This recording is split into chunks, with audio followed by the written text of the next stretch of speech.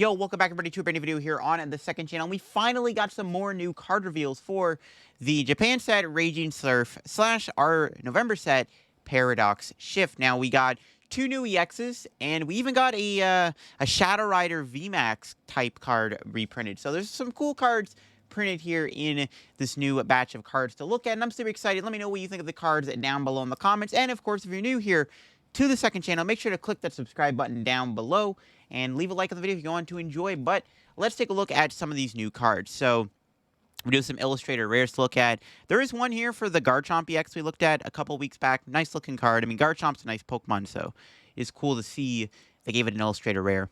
So we got this new Lapras here. Nothing too crazy. It's got Into the Deep. Put up the 3 basic energy from your discard in your hand. Pretty basic card. We do have a new Octillery with an ability Suction Draw. Once during your turn, when you play this card from your hand to evolve one of your Pokemon, you may draw 3 cards. So it's very similar to a couple of cards that did the exact same ability. Like there was a Manectric from, I think it was Vivid Voltage, that did the exact same thing. When you evolve it from Electrike, you draw 3 cards, and Octillery does the same thing. So it is a mini draw engine. Now, obviously, we don't have Scuba Net in the format anymore, which does make this ability a lot weaker, but this card could be good with something like Berserker V or even Tinkaton EX. Tinkaton EX could play Octillery. Combine that with my low tick, you have yourself a little bit of a combo. Again, without the Scoop Net in the format anymore, you can't just, like, net the Octillery over and over again to, like, reusability, but it is cool nonetheless, and it seems that they always give us, like, decent Octillery cards at best, so there you go. Next up, we got a new Plusle and Minun. So Plusle here has that damage plus attack where it does 10 damage plus 10 more damage for each damage counter on your opponent's active Pokemon. So it's one of those Pokemon that does more damage to the active. It is a lightning Pokemon, so keep that in mind if you're playing a spread deck or something and you want to, you're playing against Lugia or Palkia or Pidgeot, you have a way to KO it with damage plus. Then we have Minun, which I think is a little bit more interesting than Plusle. It's got the ability Buddy Pulse. If you have Plusle in play, whenever your opponent attaches an energy from the hand to one of their Pokemon, put your damage counters on that Pokemon. So yeah, I think Minun is a little bit better than Plusle, mainly because of the ability. Now, you do have to have both Plusle and Minun in play in order to utilize the ability, but it is one of those abilities when the opponent puts energy on, they have to put 2 damage on that Pokemon. And of course, this can be an annoying ability for the opponent, and this could be pretty good if you are, trying to set up KOs. So, not the worst cards ever. It's just obviously similar to like what Charjabug, Radiant Charjabug does, where the opponent puts energy on a V Pokemon, they take 2 damage. So, nothing crazy. They're both like okay cards. I think Plusle's fine with its attack, and then Minun has like an okay ability. Next up, we got the Gimme Ghoul, which does evolve into the brand new, well, you'll see. We got Hoopa EX here. Hoopa EX is a fighting Pokemon. Yeah, they gave us a fighting Hoopa EX, which is actually kind of crazy, to be honest. We got a fighting Hoopa. But yeah, this card does have a Terrestrial, and it's got the attack Energy Crush, which is the main attack, I would say, for 2 Dark Energy. It does 50 damage, and the attack does 50 damage for each energy attached to all your opponent's Pokemon in play. So basically, it's just like Starmie V, but uses dark energy instead of using water energy. Doing 50 damage for each energy on all your opponent's Pokemon isn't bad. I mean, again, against stuff like Arceus and Lugia, you can do a decent bit of damage. Nothing to write home about, though. It is a fighting Pokemon, so you do have like a decent typing against Arceus. And then you have Scoundrel Fist, which does 200 damage for 3 dark, and then it just can't do it next turn. So pretty underwhelming card, not gonna lie. We could have maybe seen a bit of a better Hoopa. Not the worst card ever. Again, that first attack is like the only thing that maybe gives this card any bit of potential. I don't think you can use Hoopa with Dark Patch, though, which is a bit of a bummer. If like you could build up Hoopa with like Dark Patch, that'd be nice. I don't know if there's like a way to build it. I guess like Galarian Moltres E-Switch can power it up. Again, the fighting type is nice, so, I mean, if you want, this card could be good in a dark deck, right? If you have the means to build this thing up efficiently enough, this could be good in a dark deck because you get a bit of fighting coverage, which isn't terrible in the game right now, so, I mean, not the worst card, but not the best card either. We got a new Thievul here with the ability Sneaky Search. Once during your turn, when you play this card from your hand to evolve one of your Pokemon, you may look at your opponent's hand, you choose 2 energy you find there, and have your opponent shuffle them in the deck. This could be a pretty annoying ability. Now, there isn't really any deck I can think of that, like, stands out where this ability is going to, like, make a huge difference. It is energy disruption from the hand, and there are like a few decks that would like to keep energy in their hand. I think maybe against like Xianpao, this could be kind of meme worthy.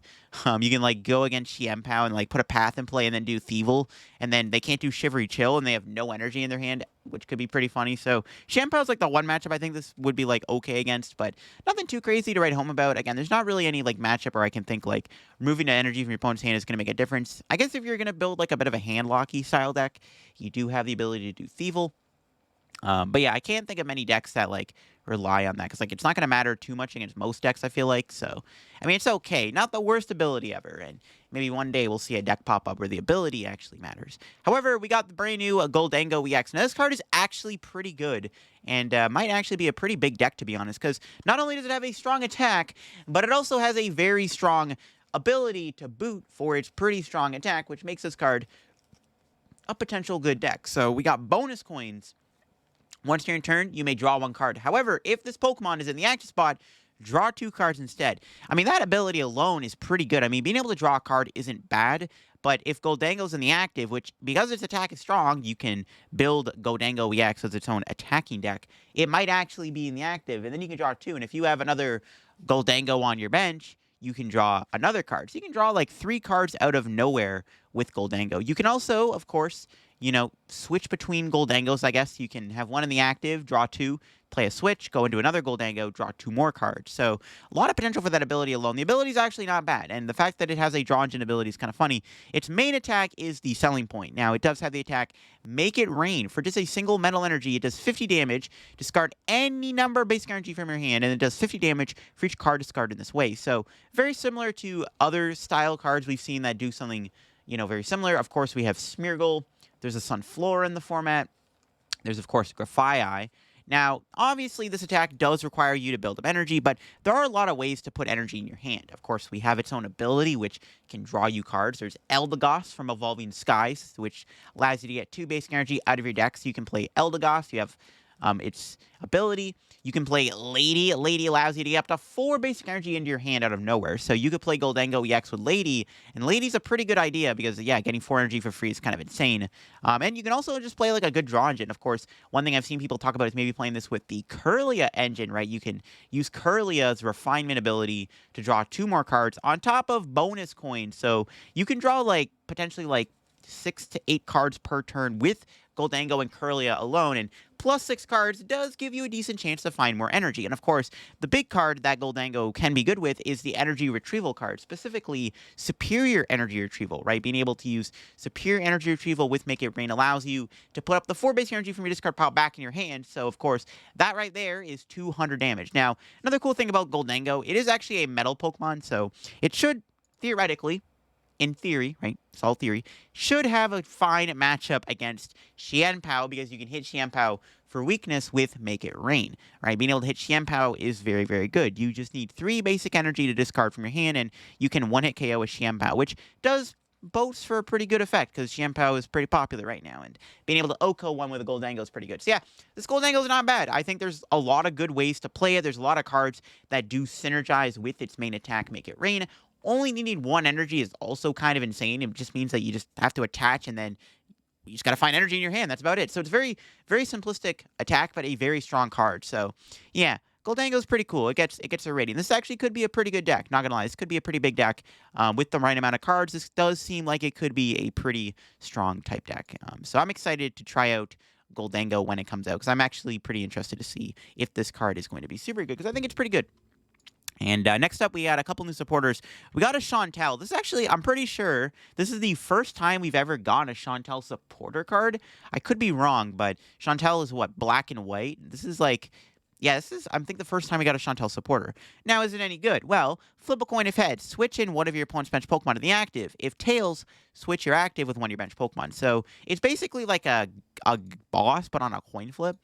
I mean, obviously, it's not great. The effect to switch your active can be okay, though. There are decks out there that wouldn't mind having a switch supporter card. Like, Birdkeeper is kind of like one of, in my opinion, the most like low-key cards that rotated.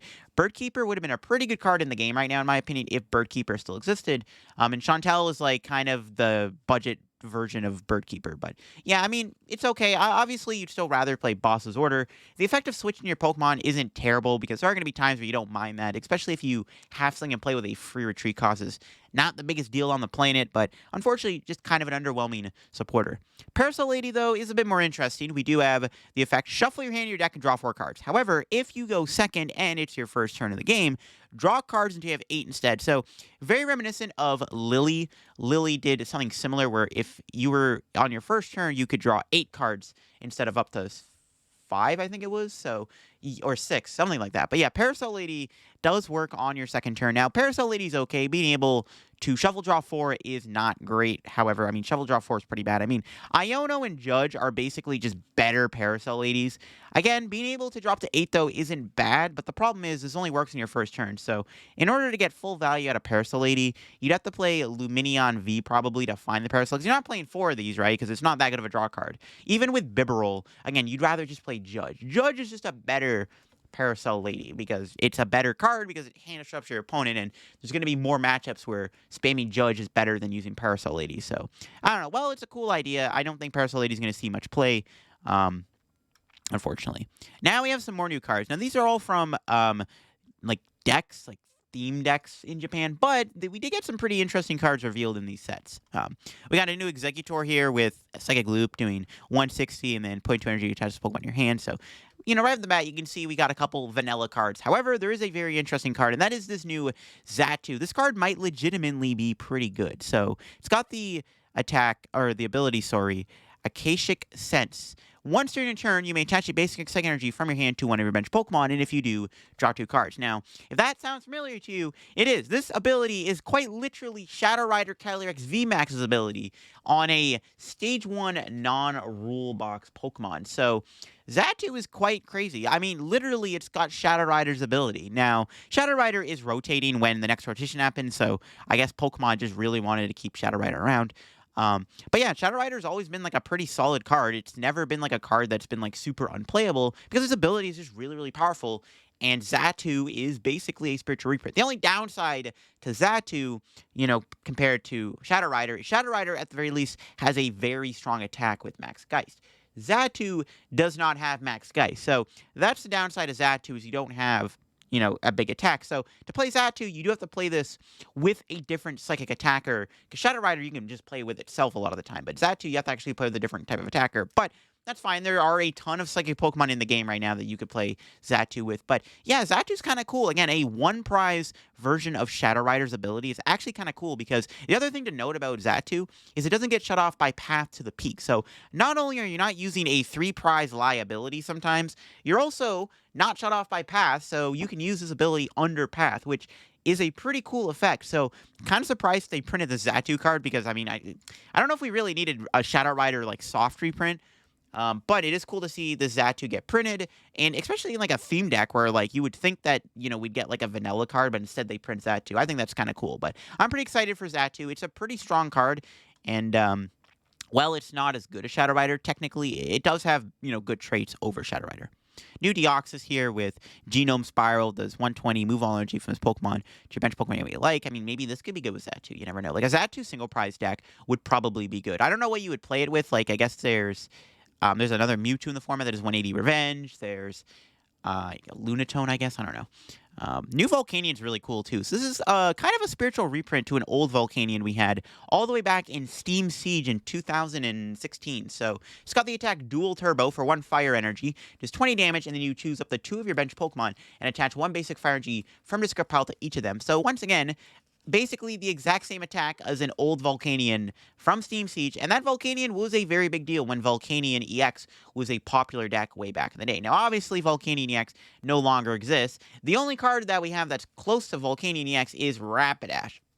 Rapidash has like the same ability where you discard a fire from your hand, and then your fire Pokemon do plus 30 more damage. So we do have Rapidash in the format, which does synergize Volcanion, and if you play Rapidash with Volcanion, you kind of have yourself a bit of a reminiscent version of the old school Volcanion EX deck. But I don't know if this card is like really good right now. I mean, there are a lot of fire Pokemon in the game, to be fair. There is a lot of fire Pokemon right now you could play this with. But now that Charizard EX is out, like, do fire Pokemon really need to play like this setup card with Volcanion?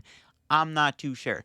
But again, it's not a bad card. It does synergize really well with Armor Rouge, where you can actually put 3 energy into play, because you have 1 on the active and then 2 on the bench. So you can put in a couple extra energy in play for Armor Rouge, which is kind of cool. So this could be good with like an Armor Rouge style deck. So this might be good with anything that wants to play Armor Rouge, which is the one benefit I can see this Volcanion having, is it's good with Armor Rouge. But I mean, we are kind of way past, the idea of playing this Volcanion in Volcanion EX style decks. But here you have it. Those are some new card reveals. Finally, I was waiting for some new card reveals, bro. It was getting dry out here. It was almost like 3 weeks since we last saw cards get revealed, but we finally got there. And of course, we got the Gholdengo EX, which I think is like the main highlight card of the reveals. I think it is easily the best card in the reveals, and I think it's a pretty powerful card. And I think Gholdengo will be probably pretty big. I think it's a pretty strong card.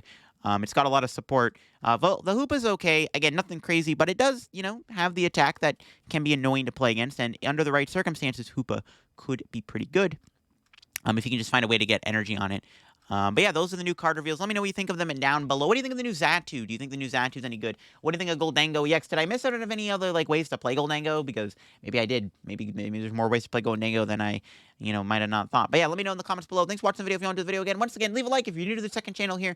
Click the subscribe button down below as always, and make sure to go check out the Mental Might podcast. A new episode of me and Linty's pod just went out earlier today. So if you haven't checked out the pod, go check it out down below. And that'll be it for me. Have a good rest of your day. Bye bye.